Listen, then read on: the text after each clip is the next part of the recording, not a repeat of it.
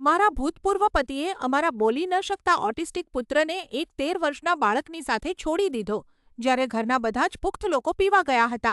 હું મારા પુત્ર લિંક નાનપણથી જ એક સિંગલ મધર તરીકે તેની સંભાળ રાખતી આવી છું. તેના પિતા પોલે લગભગ એક દાયકાથી મહિનાઓ સુધી ગાયબ રહેવાની આદત પાડી હતી.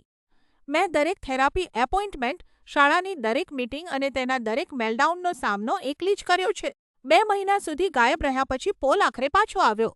તેણે રાત રોકાઈને મળવાની માંગ કરી અને મારી ખચકાહટ હોવા છતાં મેં હા પાડી દીધી. તે મારી મોટી ભૂલ હતી.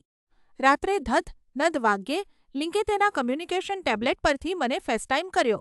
તે ખૂબ જ ડરેલો અને એકલો દેખાતો હતો. અચાનક તેની 13 વર્ષની કાકી ફ્રેમમાં આવી અને તેણે કોલ કાપવાનો પ્રયત્ન કર્યો. પોલે મને મેસેજ કર્યો કે તે બીજા રૂમમાં છે. સત્ય શું હતું?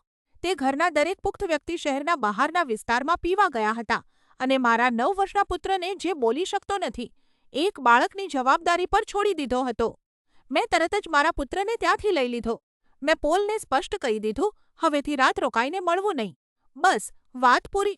હવે તેનો પરિવાર મને ખરાબ કહી રહ્યો છે.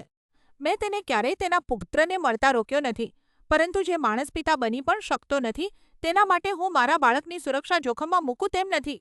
શું અહીં હું ખોટી છું?